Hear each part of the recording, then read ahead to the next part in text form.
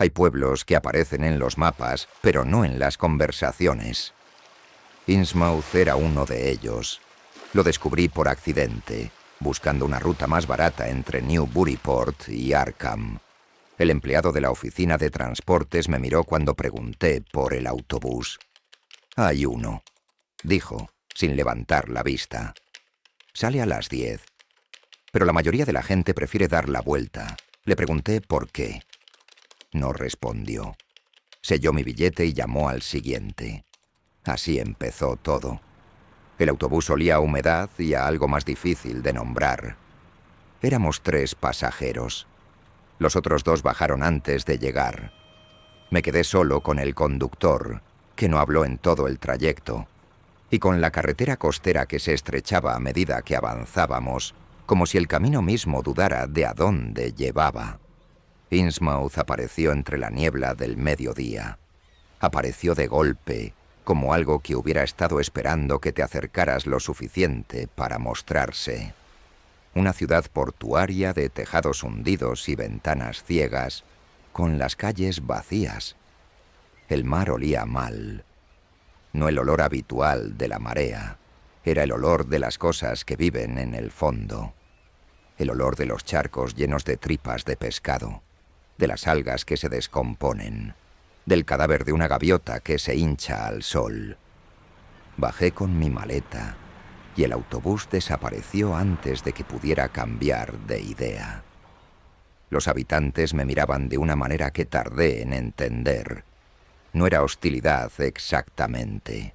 Tenían algo raro en las caras, una anchura excesiva en los ojos, un cuello demasiado corto y grueso que conectaba la cabeza con los hombros sin la curva normal, la piel con un brillo húmedo, los movimientos rígidos como si estuvieran poco habituados a caminar. Llegué al único hotel que seguía abierto. El dueño me dio una habitación sin preguntarme nada. Me cobró poco, demasiado poco. Y me miró desde el umbral con esos ojos demasiado separados mientras yo subía la escalera.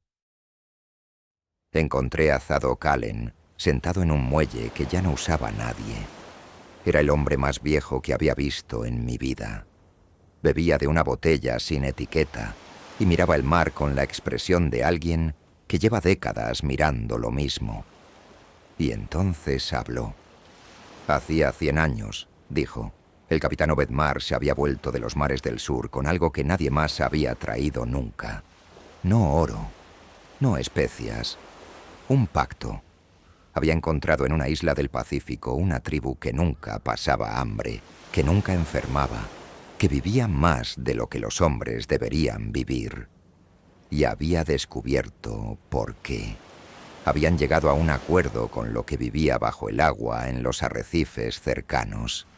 Unas criaturas antiguas, más antiguas que cualquier cosa que caminara sobre la tierra, que llevaban en el fondo del océano desde antes de que los hombres existieran.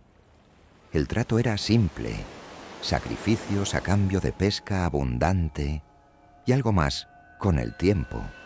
Matrimonios, sangre mezclada, hijos que al principio parecían normales y que con los años empezaban a cambiar. Marsh trajo el pacto a Innsmouth. Al principio la gente se resistió, dijo Zadok, sin apartar los ojos del agua. Hubo quienes se negaron, quienes intentaron irse. Hizo una pausa. No llegaron muy lejos. Le pregunté qué eran exactamente las criaturas. Me miró por primera vez desde que había empezado a hablar. Sus ojos eran demasiado grandes, demasiado húmedos, demasiado inmóviles. Nosotros, dijo simplemente, con el tiempo suficiente.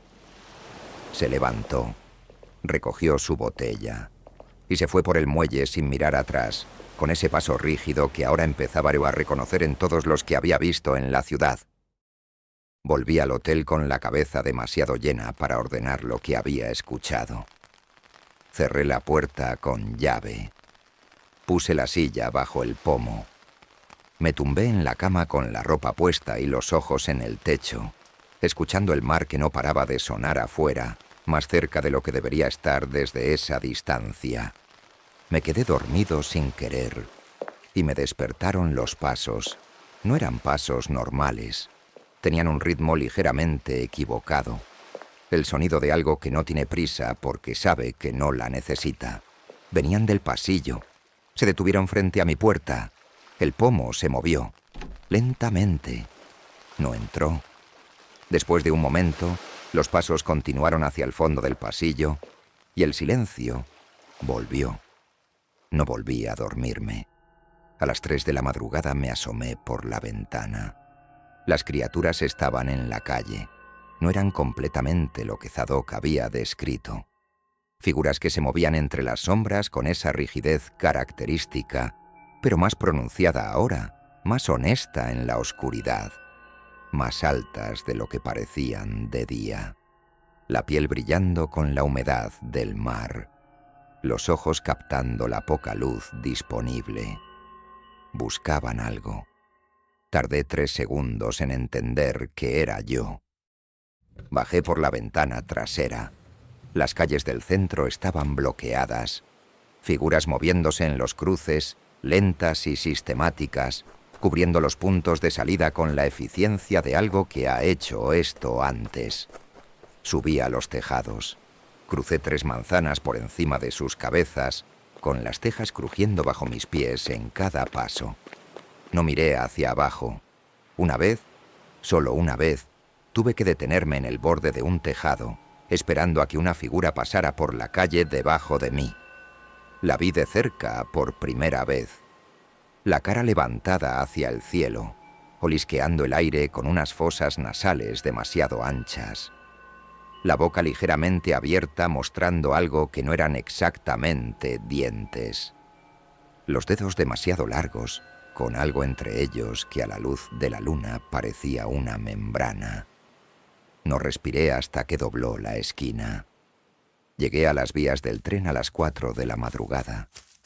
Caminé 12 kilómetros hasta el siguiente pueblo con los pies en la gravilla y los ojos en la oscuridad detrás de mí, esperando escuchar ese ritmo equivocado de pasos que se acercan sin prisa.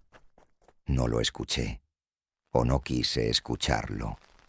De vuelta a casa, durante semanas, me convencí de que había sido el miedo, la imaginación, el relato de un viejo borracho amplificado por una noche sin dormir en un pueblo extraño. Entonces empecé a investigar mi árbol genealógico.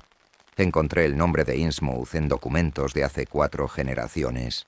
Una bisabuela de la que nadie hablaba. Un apellido que alguien había cambiado en algún momento. Encontré su fotografía. Los ojos demasiado separados. El cuello demasiado corto. La piel con ese brillo que yo había atribuido a la humedad del puerto. Cerré la carpeta. La guardé.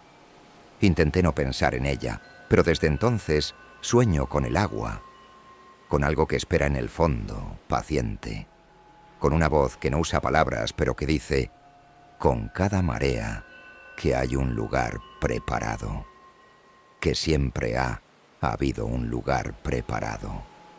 Y lo más perturbador de todo es que cuando escucho esa voz en los sueños, ya no siento el miedo que debería sentir.